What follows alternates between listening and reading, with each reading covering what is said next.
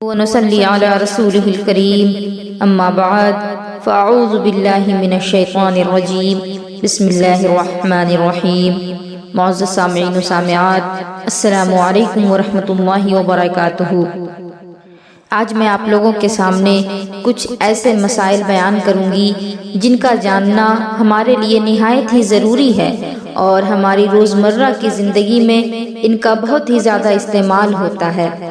اور بہت سارے ہمارے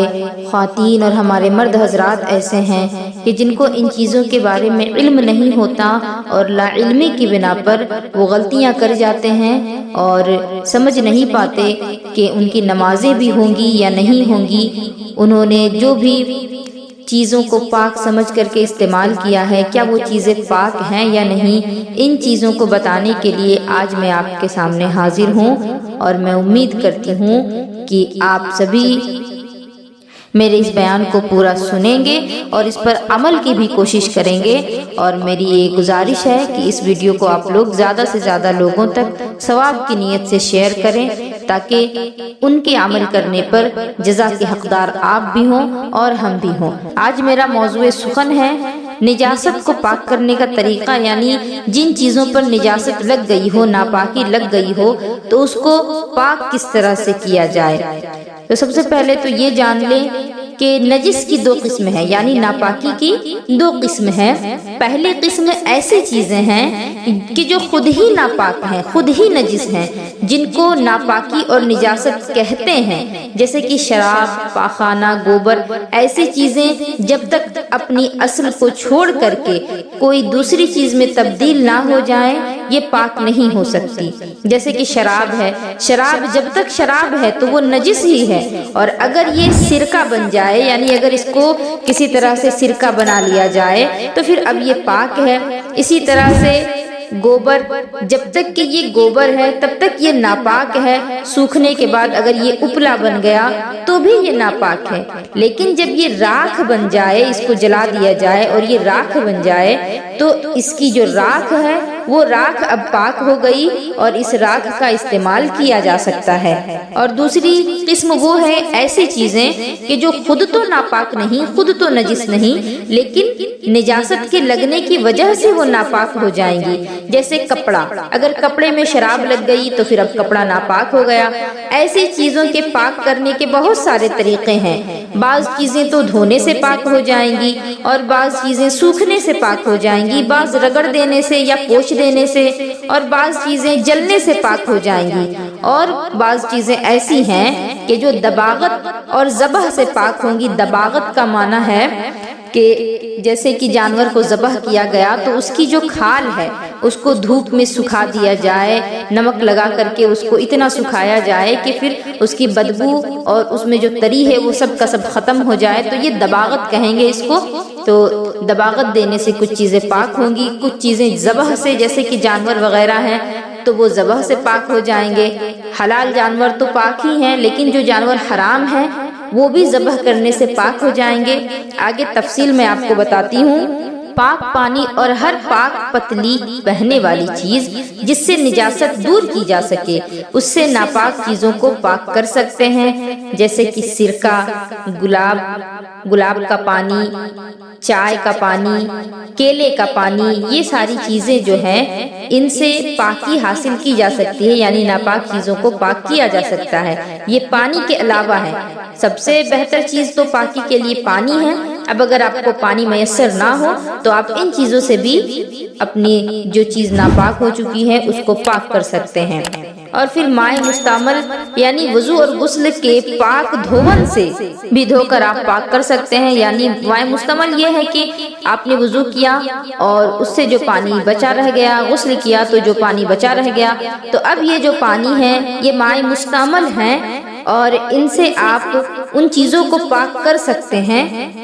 جو کہ پانی کے غیر موجودگی میں آپ نے ناپاک چھوڑ دیے تھے۔ اب اگر آپ کے پاس کوئی پانی موجود نہیں جس سے آپ پاکی حاصل کریں یا پھر ان چیزوں کو پاک کریں، لیکن آپ کے پاس مائع مستعمل ہے، یعنی وضو اور غسل کا بچا ہوا پانی ہے، تو پھر ان سے آپ ان چیزوں کو پاک کر سکتے ہیں۔ لیکن اگر پانی آپ کے پاس موجود ہے جو کہ پاک ہے، جو کہ مستعمل نہیں ہے، تو پھر مائع مستعمل سے پاک کرنا جائز نہیں ہوگا جبکہ آپ کے پاس پانی موجود ہو، اور اگر موجود نہیں تو پھر مائع مستعمل کا استعمال جائز ہوگا۔ اور تھوک سے اگر نجاست دور ہو جائے تو اس سے بھی پاک کی جا سکتی ہے، کیونکہ مسلمان کا تھوک بھی پاک ہوتا ہے۔ جیسے بچے نے دودھ پی کر کے پستان پر قے کر دی اور اس کے بعد کئی بار بچے نے دودھ پیا تو پھر جو قے کی تھی اس قے کا اثر دور ہو گیا تو پھر پستان پاک ہو گیا، کیونکہ بچے نے جب بھی دودھ کے لیے منہ کھولا اور منہ کو دودھ میں منہ کو لیا ہے تو پھر اس کے منہ سے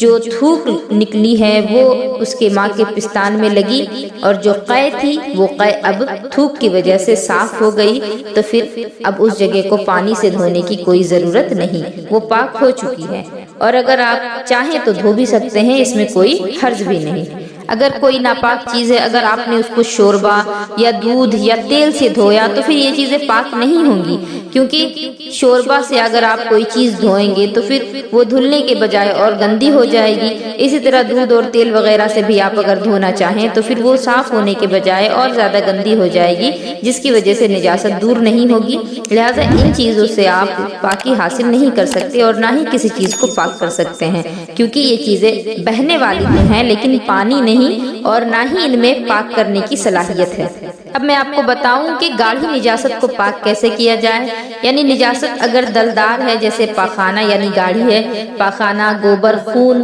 جمع ہوا خون وغیرہ، تو دھونے میں کوئی گنتی کی شرط نہیں بلکہ اس کو دور کرنا ضروری ہے۔ اگر ایک بار دھونے سے دور ہو جائے تو ایک بار ہی دھونے سے پاک ہو جائے گا، اگر 4-5 مرتبہ دھونے سے دور ہو تو 4-5 مرتبہ دھونا پڑے گا۔ ہاں اگر 3 مرتبہ سے کم میں نجاست دور ہو جائے تو 3 بار پورا کر لینا مستحب ہے۔ اگر ایک بار میں پاک ہو چکا ہے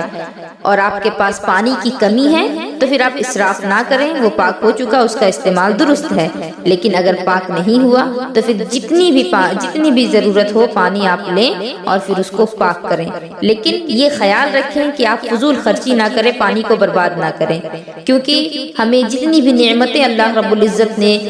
دی ہیں ان میں پانی ایک بہت بڑی نعمت ہے، اور ہر ایک نعمت کے متعلق قیامت کے دن ہم سے سوال کیا جائے گا۔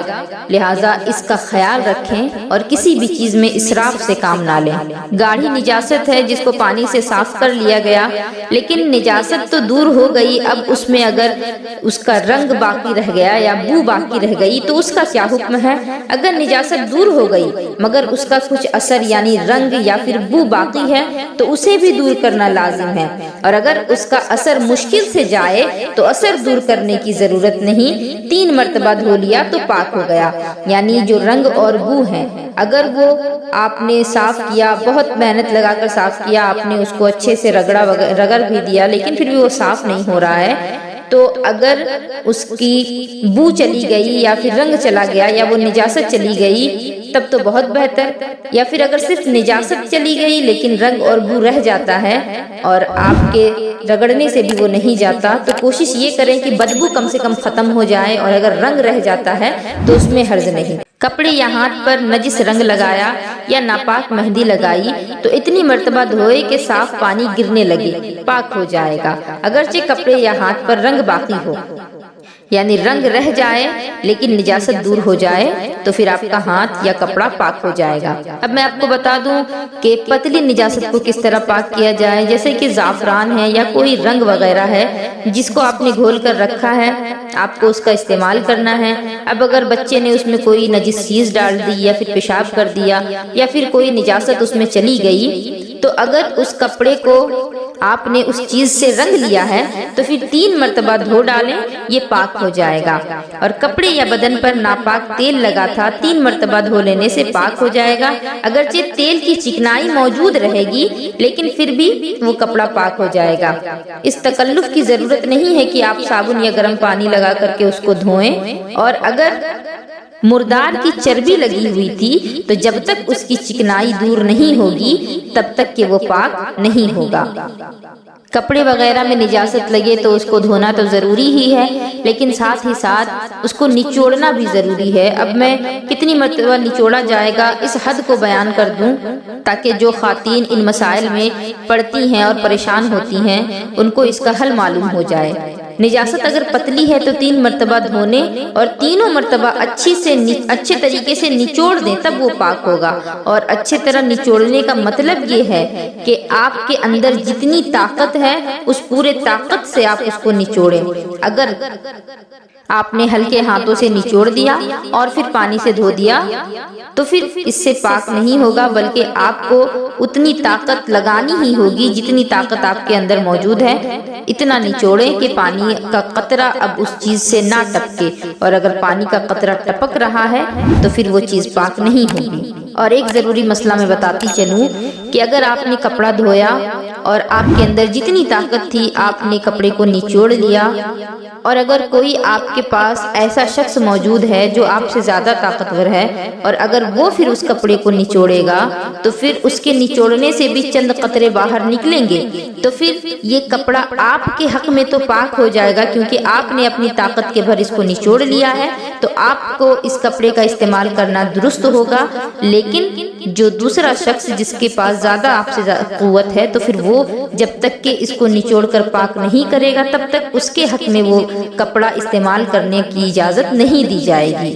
اور جب آپ کپڑے کو نچوڑیں تو یہ بھی خیال رکھیں کہ جب ایک مرتبہ آپ نے پانی میں کپڑے کو ڈالا اور پھر اس کو نچوڑ لیا تو پھر آپ کے ہاتھ میں وہ نچوڑا ہوا پانی لگ جائے گا، تو اس کو آپ اچھے پانی سے دھل لیں اپنے ہاتھ کو، اس کے بعد دوسری مرتبہ پانی میں ڈالیں اور پھر نچوڑیں، اور دوسری مرتبہ بھی اپنے ہاتھ کو دھونے کے بعد پھر تیسری مرتبہ کپڑے کو پانی میں ڈالیں اور اس کے بعد نچوڑیں، تو تیسری مرتبہ نچوڑنے سے کپڑا پاک ہو جائے گا اور آپ کا ہاتھ بھی پاک ہو جائے گا۔ اور اگر تیسری مرتبہ آپ نے اچھے سے نہیں نچوڑا کہ اگر آپ اس کو پھر سے نچوڑیں تو اس میں سے کچھ قطرے باقی ہوں نکلیں، تو پھر نہ آپ کا ہاتھ پاک ہوگا نہ کپڑا پاک ہوگا۔ لہٰذا ان چیزوں کا خیال رکھیں کہ جب آپ ناپاک کپڑے کو دھل رہی ہوں تو پھر اس کو اتنی طاقت سے ضرور نچوڑیں جتنی طاقت آپ کے ہاتھوں میں موجود ہے۔ یہ نہ دیکھیں کہ کپڑا نیا ہے، اگر زیادہ نچوڑیں گے تو پھر کپڑا خراب ہو جائے گا، کپڑا آپ کا خراب ہو جائے گا۔ آپ کو اس چیز کی فکر ہے، لیکن آپ کو یہ فکر نہیں کہ آپ کی نمازیں خراب ہوں گی، آپ کی عبادتیں خراب ہوں گی۔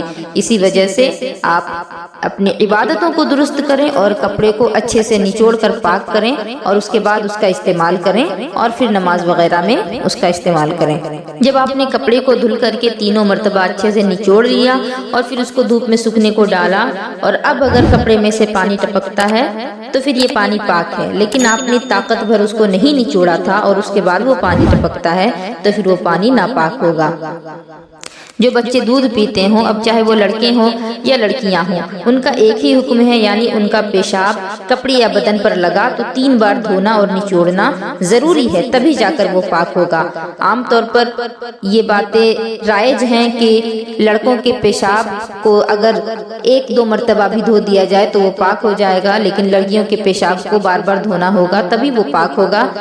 بلکہ ایسا مسئلہ نہیں ہے۔ دونوں کے پیشاب کا ایک ہی حکم ہے، کیونکہ پیشاب تو دونوں کا ہی ہے، اسی وجہ سے دونوں کے دھونے کا بھی حکم ایک ہی ہے، یعنی 3 مرتبہ دونوں کو دھل کر اچھے سے نچوڑیں، ہر ایک مرتبہ اتنا نچوڑیں کہ پانی کا ایک قطرہ باہر آ جائے، تب جا کر کے وہ پاک ہوگا۔ میں امید کرتی ہوں کہ آپ لوگوں کو یہ مسائل فائدہ مند معلوم ہوں گے، اور انشاءاللہ العزیز میں اس کا دوسرا پارٹ بھی جلد ہی اپلوڈ کروں گی۔ اگر آپ لوگوں کو اس کے متعلق اور بھی زیادہ معلومات چاہیے اور دوسرا پارٹ چاہیے تو پھر آپ لوگ ہمیں کمنٹ کریں اور اس ویڈیو کو زیادہ سے زیادہ شیئر کریں۔ السلام علیکم ورحمۃ اللہ وبرکاتہ۔